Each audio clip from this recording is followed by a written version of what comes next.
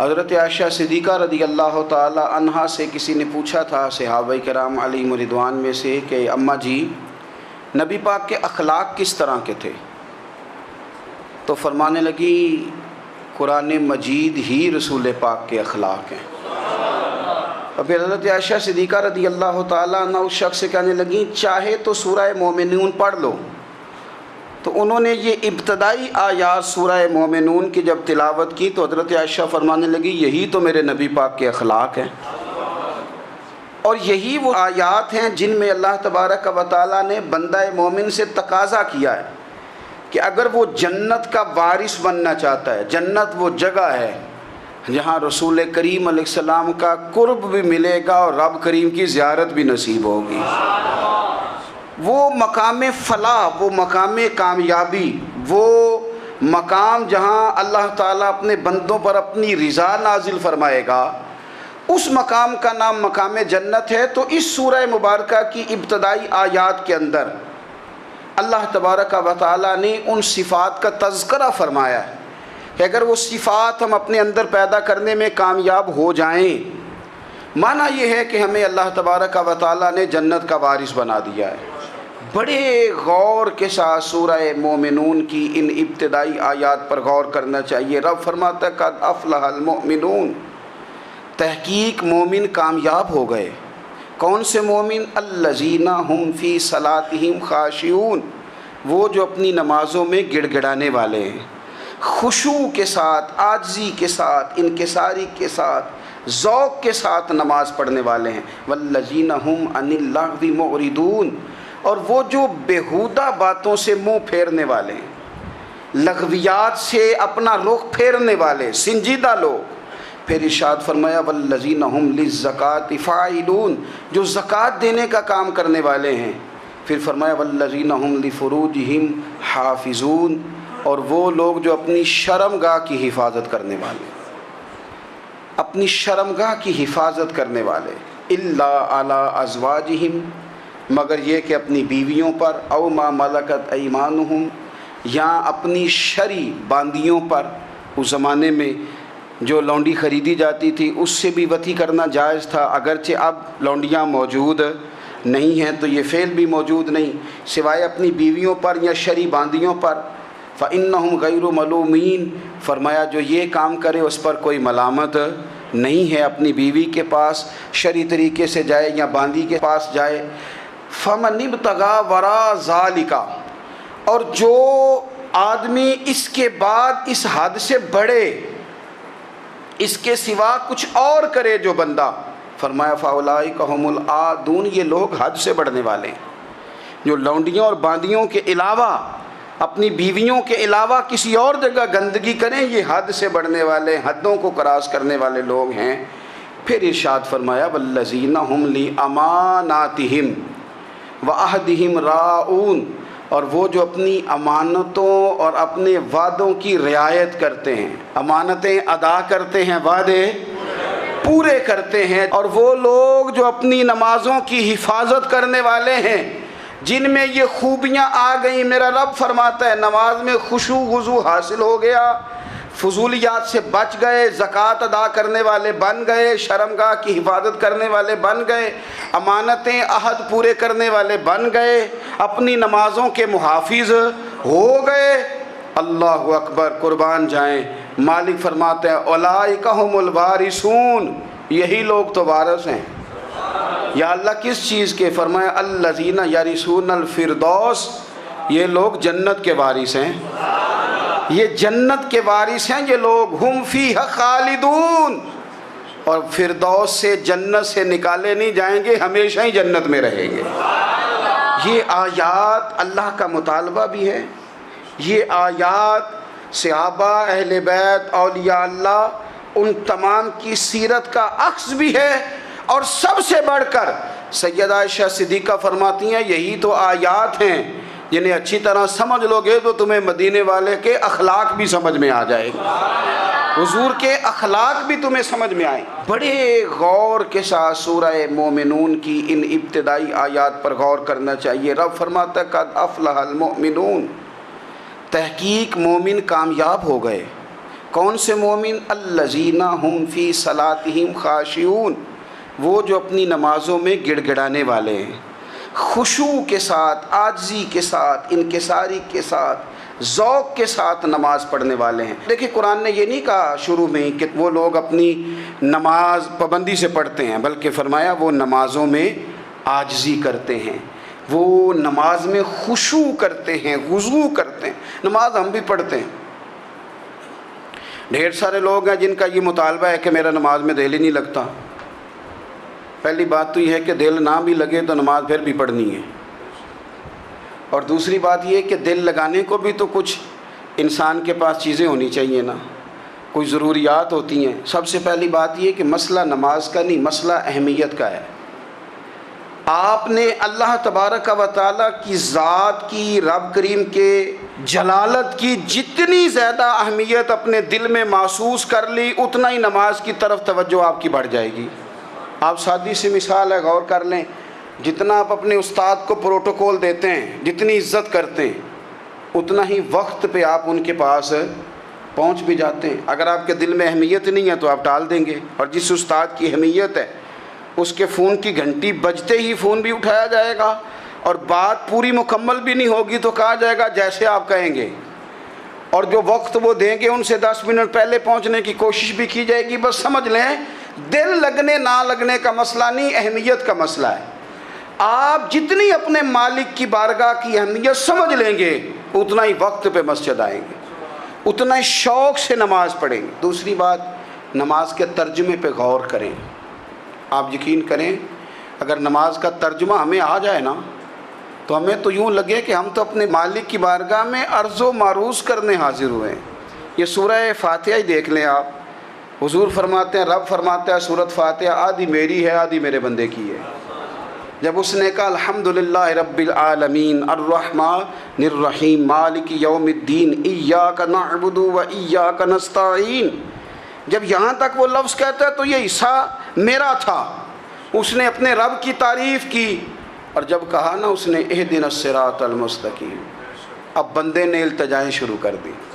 اس نے کہا کہ مالک بھی تو ہے، رحمان بھی تو ہے، رحیم بھی تو ہے، عبادت بھی تیری کرتے ہیں تو مدد بھی تو تجھی سے مانگنی ہے نا، اب مہربانی فرمانا اہدنا الصراط المستقیم، ہمیں سیدھا راستہ دکھا دے، صراط الذین انعمت علیہم، ان لوگوں کا راستہ دکھانا جن پر تو نے انعام کیا ہے، غیر المغضوب علیہم ولا الضالین، ان کے راستے پہ نہ چلانا جن پر تیرا غضب ہوا، جو گمراہ ہو گئے ان کے راستے۔ تو نماز میں جب ترجمے پر آپ کا غور ہوتا ہے تو آپ کا تو دل خود بخود لگ جاتا ہے، شوق بڑھ جاتا ہے آپ کا۔ تو اتنی چیزیں ہم زندگی میں یاد کرتے ہیں، تو اگر ترجمہ بھی نماز کا یاد کر لیں اور پھر شوق سے پڑھیں تو آپ یقین کریں طبیعت کھنچی چلی آئے گی۔ ہمارے ہاں کچھ لوگ نماز پڑھتے ہیں پر بڑی لاپرواہی سے پڑھتے ہیں، کبھی ادھر دیکھتے ہیں کبھی ادھر دیکھتے ہیں، کبھی بال سہلاتے ہیں۔ وہ میں نے دیکھا ہے سجدے جا رہے ہیں تو سیانے سیانے بندے کبھی کپڑے کو چھیڑ رہے ہیں کبھی جگہ کو چھیڑ رہے ہیں۔ میرے نبی کریم صلی اللہ تعالیٰ علیہ وسلم نے فرمایا ان لوگوں کا کیا حال ہے جو اپنی نماز میں نظریں آسمان کی طرف اٹھاتے ہیں، رکوع سے اٹھے تو اوپر دیکھنا شروع کر دیا، کیا حال ہے ان کا۔ اور پھر حضور نے ایک موقع پر تو سختی فرمائی، فرمایا جو نماز پڑھتے اپنی نظریں آسمان کی طرف اٹھاتا ہے وہ باز آ جائے، ورنہ ایسا نہ ہو کہ رب اس کی آنکھیں ہی چھین لے، وہ باز آ جائے اس کام سے۔ خشوع کے ساتھ نماز پڑھے، عاجزی کے ساتھ نماز پڑھے، اس کا دل لگا ہوا ہو نماز کے اندر۔ میرے نبی پاک صلی اللہ تعالیٰ علیہ وآلہ وسلم کے غلام حضرت انس بن مالک رضی اللہ تعالیٰ عنہ فرماتے ہیں کہ رسول پاک صلی اللہ علیہ وسلم نے مجھ سے فرمایا تھا کہ بیٹے نماز میں ادھر ادھر دیکھنے سے بچو، کیونکہ فرمایا نماز میں ادھر ادھر توجہ کرنا یہ بندے کو ہلاک کر دیتا ہے، ہلاکت ہے اس میں اگر تم نے ادھر ادھر توجہ ہوگی۔ نماز تم مالک کی بارگاہ میں کھڑے ہو اور تم دیکھ ادھر ادھر رہے ہو، تو ایک تو نماز عاجزی کے ساتھ۔ پھر فرمایا والذین ہم عن اللغو معرضون، وہ لوگ جو فضول باتوں سے، لغویات سے اپنا منہ پھیر لیتے ہیں، فضولیات سے۔ ہمارے ہاں نا بہت سارے لوگ ایسے ہیں جو بلا وجہ ان چیزوں میں دلچسپی لیتے ہیں جو ان کے مطلب کی نہیں ہے، ان کے مطلب کی مطلب آپ کسی سے ملیں کہتے ہیں کیا حال ہے؟ ٹھیک ہے جی۔ بچوں کا کیا حال ہے؟ ٹھیک ہے۔ بچے کتنے ہیں؟ تو بھئی آپ کو جب پتہ ہی نہیں تھا کتنے ہیں تو حال کیوں پوچھا آپ نے؟ آپ کرتے کیا ہیں؟ آپ کا بڑا بھائی کیا کرتا ہے؟ چھوٹا بھائی کیا کرتا ہے؟ ابا جی کیا کرتے ہیں؟ بھئی آپ کے مطلب کی بات نہیں، آپ مطلب کی مقصد کی بات کریں، بے مقصد باتوں میں الجھنے کی ضرورت نہیں ہے۔ دیکھیں، اپنا ادارہ میں چلاتا ہوں، اپنا گھر آپ چلاتے ہیں، اپنی ڈیوٹی آپ کرتے ہیں۔ آپ کو زیادہ بہتر پتہ ہے کہ آپ اپنا گھر کیسے چلا رہے ہیں، مجھے زیادہ بہتر پتہ ہے کہ میں مدرسہ مسجد، مجھے زیادہ بہتر پتہ ہے اس کے اندر کون سی اصطلاح کس طرح کرنی ہے، یہ مجھ سے زیادہ بہتر کوئی بندہ جانتا نہیں۔ اب ہم کیا کرتے ہیں، جب ہم دوسرے کے کام میں مداخلت کرتے ہیں تو دو نقصان ہوتے ہیں۔ ایک تو اس کے ساتھ ہمارا رائے کا اختلاف ہو جاتا ہے، اور دوسرا ہمارے اپنے بہت سارے کام رہ جاتے ہیں، کیونکہ ہماری توجہ ہی دوسرے کی جانب تھی، اپنے بڑے سارے کام رہ جاتے ہیں۔ اس لیے بہت ساری ایسی چیزیں ہیں جن میں بلا وجہ کوئی مقصد نہیں۔ ہم پرانے لوگوں سے باتیں سنا کرتے تھے، ہمارے بزرگ کہا کرتے تھے جڑے پنڈ جانا نہیں، جڑے پنڈ جانا نہیں اودا راہ پوچھنے دی کی لو۔ لغویات میں نہ الجھیں، فضولیات میں نہ الجھیں، یعنی ٹو میں رہنا، ٹو میں۔ آپ یقین کریں، میں نے پرسنلی طور پہ اس چیز کو محسوس کیا ہے کہ ہمارے بہت سارے اہم حقوق صرف اس لیے مس ہوتے ہیں کہ ہماری اپنے سے زیادہ توجہ سامنے والے پہ ہوتی، سامنے والے۔ میں نے دیکھا بڑے بڑے عجیب سوال اور بڑے بڑے انوکھے سوال، مطلب یہ کہ اتنی لمبی چوڑی، اور لوگوں کو بڑا پتہ ہوتا ہے یہ فلاں آدمی جو ہے اس کے بچے کتنے ہیں، وہ بیاہ کہاں پہ ہیں، کس کس علاقے میں ان کی شادیاں ہوئی ہیں۔ اتنی تفصیلات کی ہمیں ضرورت نہیں ہے، ہم سے تو ہمارے بارے میں پوچھا جائے گا۔ تو ہمیں اپنا معاملہ بڑا صاف ستھرا، دیکھیں کیا سونی بات کی مدینے والے رسول نے، قربان جائیں حضور کے جملوں پر۔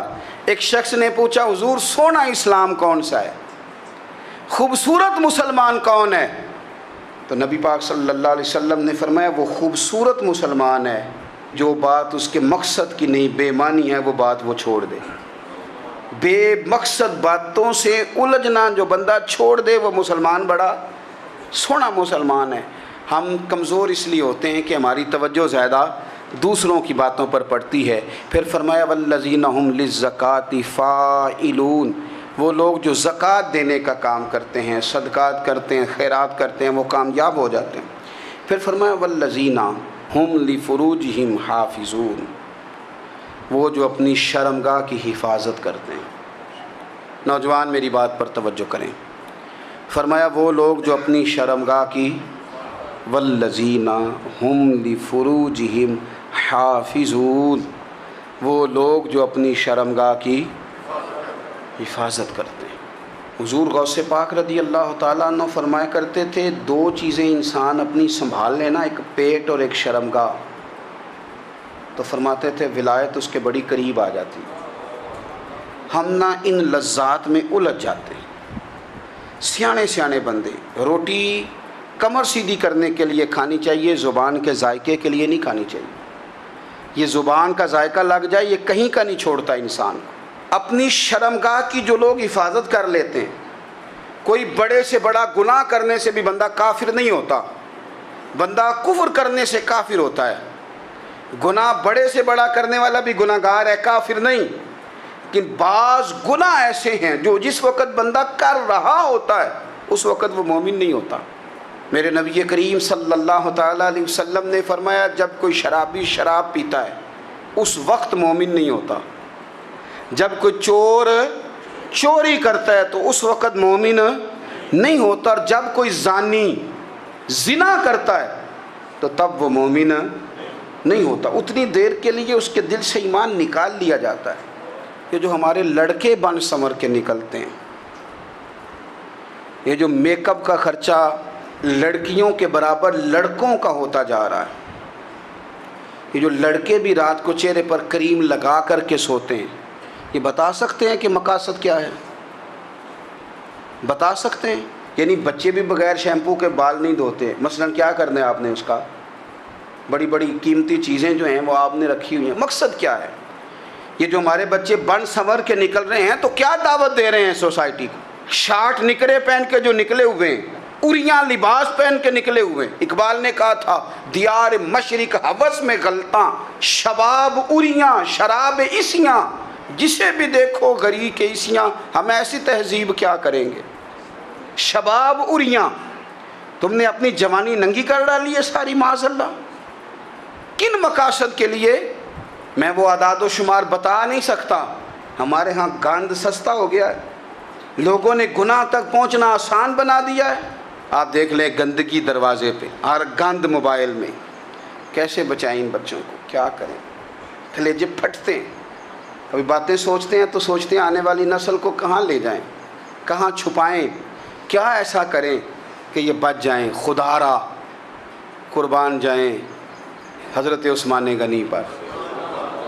مصنف ابن ابی شیبہ میں صحابہ فرماتے ہیں حضرت عثمان غنی نا بڑے مالدار تھے. مال آتا ہے تو لوگ عیاش نہیں ہو جاتے، مال آتا ہے تو لوگوں کی خواہشات بہت بڑھ نہیں جاتی. بڑے مالدار تھے، مالدار بھی تھے اور سونے بھی بڑے تھے. حضرت اسامہ بن زید کہتے ہیں میں نے زندگی میں اتنا سونا بندہ نہیں دیکھا جتنے حضرت عثمان غنی خوبصورت تھے، پیسہ بھی حسن بھی. لیکن فرماتے ہیں کہ حضرت عثمان غنی سب سے بڑھ کر اپنی شرمگاہ کی حفاظت کرنے والے اور سب سے بڑھ کر صلہ رحمی کرنے والے، رشتہ داروں سے اچھا سلوک کرنے والے، حیا والے، شرم والے، پاکیزگی والے. آپ کا ذہن ہے، آپ صبح اٹھتے ہی ذہن بنا لیں کہ میں نے آج اتنا سبق پڑھنا ہے، آج اتنی تفسیر دیکھنی ہے، اتنی عبادت کرنی ہے، فلانی نعت میں نے دیکھنی ہے، فلاں خیر کا کام کرنا ہے، فلاں آدمی کے ساتھ نیکی کرنی ہے. صبح ذہن بنا لیں، آپ کا ذہن وہی کام کرنے لگے گا. لیکن اگر صبح اٹھتے ہی ذہن میں گندگی ہے، رات کو سوتے ہی معاذ اللہ ذہن میں وسوسے ہیں، تو پھر سارا دن وہی چکی چلے گی، وہی انداز رہے گا. تھوڑا سا آپ کو اس کی نگرانی کرنی ہے. تھوڑا سا فحاشی اریانی یہ تیزی سے پھیل رہی ہے، تیزی سے گندگی لوگ کشید کر کے لاتے ہیں. اور حیا کا مطلب صرف اتنا ہی نہیں ہے آپ زنا اور بدکاری سے بچیں، آپ اپنی زبان کو بھی حیا والا بنائیں. کوئی کچا کمزور جملہ، گندی بات، گالی کبھی بھی زبان پہ نہ آئے. آپ کا انداز حیا والا ہو. بے باک ہو جانا، بے باک بولنا، میں باریکی سے اس بات کو سمجھتا ہوں اور میں آپ کو بہت ساری بزرگوں کے ارشادات کا نچوڑ عرض کرنے لگا ہوں. آپ اپنا ذہن صاف کر لیں، آپ کے بہت سارے کام ویسے ہی صحیح ہو جائیں گے. چونکہ ہمارے دین کے اندر زیادہ اجر نیتوں اور ارادوں پہ ملتا ہے. آپ کے جو اندر کی پاکیزگی ہے وہ بہت سارا فضل لاتی ہے اللہ کا. اور اگر دل ہی ناپاک ہو، ذہن ہی ناپاک ہو، تو وہ خیر کی چیزیں کس طرح کر کے داخل ہوں گی؟ اپنی شرمگاہ کی قربان جائیں. نوجوانوں ذرا غور کرنا، میرے نبی کریم صلی اللہ تعالیٰ علیہ وسلم کے بارے میں حضرت عائشہ صدیقہ فرماتی ہیں کہ عرب کی کنواری لڑکیاں بڑی حیا والی ہوتی تھیں، لیکن اللہ کے پیارے رسول صلی اللہ علیہ وسلم عرب کی کنواری لڑکیوں سے بھی بڑھ کر حیا والے تھے. یہ ہمارے بچے مذاق میں ہمیں کئی دفعہ کہتے ہیں شادی کرا دو، شوگل میں کہہ دیتے، ابا کو کہہ دیتے ہیں، ابا کو نہیں منہ پہ آ کے کہہ دیتے ہیں، کہتے ہیں یہ بڑا بھائی مصیبت بن گیا، یہ ہٹے گا تمہاری باری آئے گی. آپ کچھ ایسی باتیں کر رہے ہیں، کچھ ایسے انداز آپ اختیار کر رہے ہیں جو وزادار لوگ کرتے نہیں. شرم و حیا سے وہ چیزیں ڈھل جاتی ہیں جو باتیں ہمارے بچوں کی زبانوں پر بے باکی کے ساتھ آنے لگی ہیں. اور میں آپ کو ایک عقلی بات عرض کرتا ہوں، آپ اپنی زبان سے جو جملے خود ادا کرتے ہیں وہ جملے آپ کے دل پر بھی اثر کرتے ہیں. اگر آپ غلط بات بار بار کریں گے تو آپ کا دل بھی غلط بات کی طرف مائل ہو جائے گا. آپ 10 بار 15 بار 20 بار کوئی خیر کی بات کریں، خیر کی، تو آپ دیکھیں کہ آپ کا دل بھی خیر کی طرف مائل ہو جائے گا. آپ خیر کی باتوں پر اپنے آپ کو لائیں، اچھی باتوں پر اپنی توجہ لائیں، آپ کا دل بھی اچھائی کی طرف مائل ہو جائے گا. کفل کا ایک واقعہ ترمذی میں ملتا ہے. ایک شخص کفل نام کا تھا بنی اسرائیل میں. ایک عورت مجبور تھی، اس کے بچے بھوکے تھے، تو کفل نے اسے مائل کر لیا کہ تو میرے ساتھ گناہ کرے گی تو پھر میں تیرے بچوں کی روٹی تجھے دوں گا. تو وہ عورت پہلے تو بیچاری نہ مانی، لیکن بچوں کی بھوک دیکھ کے مجبور ہو گئی. جب کفل کے قریب گئی نا وہ عورت، اس نے دروازے سارے بند کر لیے. ترمذی شریف میں اس کا واقعہ موجود ہے. چاروں جانب سے بند ہو گیا سارا کچھ. لیکن جب وہ کفل کہتا ہے میں اس بی بی کے پاس جانے لگا تو عورت کا وجود کانپتا تھا. جس بندے کو گناہ کی طرف جاتے اس کی طبیعت میں ہیجان پیدا ہو تو معنی یہ ہے کہ ابھی ذہن پورا غلیظ نہیں ہوا, ابھی طبیعت پوری گندی نہیں ہوئی, ابھی ایمان کی بہت ساری قسمیں موجود ہیں, عورت کا وجود کانپتا ہے. تو کفل کہتے ہیں کہ میں نے اسے کہا کہ سارے دروازے بند ہیں, ڈرتی کیوں ہے؟ تو کہنے لگی ڈرتی اس لیے ہوں کہ سارے دروازے بند نہیں ہوتے, ایک دروازہ کھلا ہے اور وہ دروازہ رب قدیر کا دروازہ ہے, اسے کیسے بند کیا جا سکتا ہے؟ تو کہتے ہیں جب اس نے یہ لفظ کہے تو مجھ پر بھی بات کا اثر ہوا, مجھ پر بھی. تو میں نے کہا کہ اگر تو عورت ہو کہ رب سے اتنا ڈرتی ہے تو مجھے تو اس نے مرد بنایا ہے, تو مرد تو ہوتا ہی وہ ہے جو اپنے آپ پر کنٹرول کر سکے. تو اب نہ معاملہ آگے جائے گا, اب یہاں بات رکے گی نہیں, جا میں تجھے آزاد کرتا ہوں.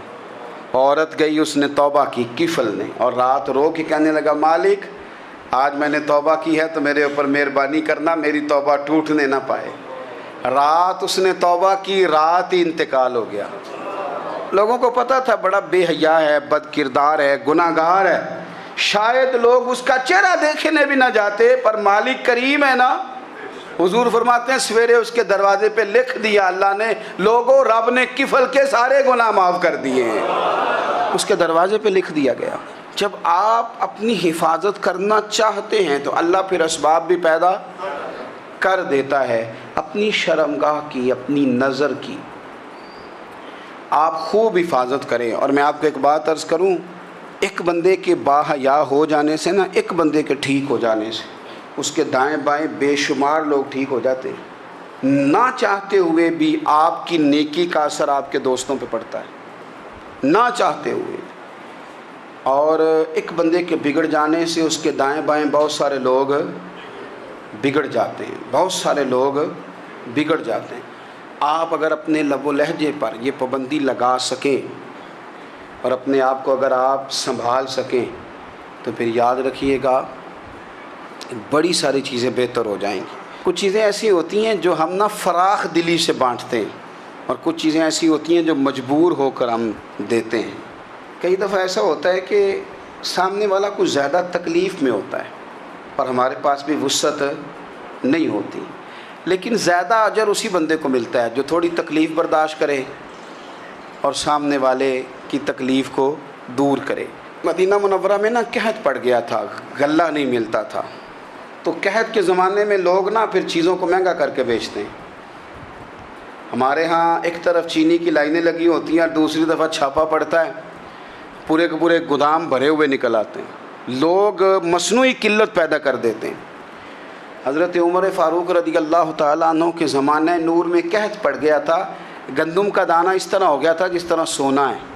سیدنا عثمان غنی رضی اللہ تعالیٰ عنہ کے نا بہت سارے اونٹ غلے کے بھرے ہوئے مصر سے آئے, اور لگتا یوں ہے کہ وہ شخص آپ ہی کو غلہ دیتا تھا, کسی اور کو دیتا بھی نہیں تھا, جو اونٹ بھر کے اس نے لیے. تو مدینہ منورہ کے اندر جب وہ مال پہنچا نا, آپ کو بتانا یہ چاہ رہا ہوں کہ ساری تجارت بندوں سے نہیں کرنی چاہیے, کچھ اللہ سے بھی کرنی چاہیے. رب سے جو بندہ تجارت کرتا ہے وہ بڑا کامیاب ہوتا ہے. وہ غلے سے بھرے ہوئے اونٹ آپ کے پہنچ گئے تو تاجر آئے, انہوں نے آگے کہا عثمان ہم کھول کے نہیں دیکھتے کہ اندر مٹی ہے کہ سونا ہے, اور یہ بھی نہیں پوچھتے آپ نے کتنے کا خریدا ہے, آپ کی زبان پر اعتبار ہے. آپ نے جتنے کا مال لیا ہے نا ہم ڈبل دیتے ہیں, آپ ہمیں دے دیں. آپ فرمانے لگے نہیں مجھے زیادہ نفع ملتا ہے. انہوں نے کہا 2 گنا, فرمایا نہیں زیادہ ملتا ہے. کہا 3 گنا, فرمایا زیادہ ملتا ہے. وہ کہنے لگے اس سے زیادہ تو کوئی تاجر ہے ہی نہیں جو زیادہ دے. فرمایا بس مجھے ملتا ہے نا. کہا کتنا ملتا ہے؟ فرمانے لگے لگتا ہے کہ اگر وہ تاجر زیادہ کرم نوازی کرے تو 700 گنا تو دے گا ہی, اور باقی کریم ہے. انہوں نے کہا جی نہیں اتنا نہیں ہم دے سکتے, پھر آپ بیچ لیں. یہ بات ہی سمجھ میں نہیں آتی. لوگ چلے گئے تو حضرت عثمان غنی مال اٹھا کے مسجد کے دروازے پہ لے گئے, جا کے کہنے لگے اے عمر اعلان کر دیں جس غریب کو گندم کی ضرورت ہے, آسانی کے دور میں نہیں دقت کے دور میں, جب لوگوں کو مل نہیں رہی چیز, جس کو ضرورت ہے وہ آئے اور آ کے لے جائے۔ جب جناب عثمان غنی کے اس غلے کا اعلان ہوا تو تاجروں کو اب مسئلہ سمجھ میں آیا کہ یہ 700 گنا کو بندہ نہیں دے رہا، یہ رب کریم عطا فرما رہا ہے۔ میرے عزیز، کچھ سودے رب کے ساتھ بھی کریں۔ اگر کوئی بڑا ضرورت مند دروازے پہ آ جائے نا تو پھر اپنا نفع نقصان نہیں سوچنا، پھر تو رب کے ساتھ تجارت کرنی ہے۔ ضرورت مند کی ضرورت کا لحاظ کرنا، یہ نہ مسلمانوں کے ایک دوسرے کے قریب کرے گا۔ ہم کون ہوتے ہیں کسی کی حاجت پوری کرنے والے، ضرورت پوری کرنے والے؟ کرنے والا تو اللہ ہے۔ تو اگر رب ہمیں کبھی وسیلہ بنائے، ذریعہ بنائے، تو پھر ہمیں ذرا نا خوش دلی سے بننا چاہیے، ذوق اور شوق سے بڑھنا چاہیے، پھر ہمیں کمزور نہیں پڑنا چاہیے۔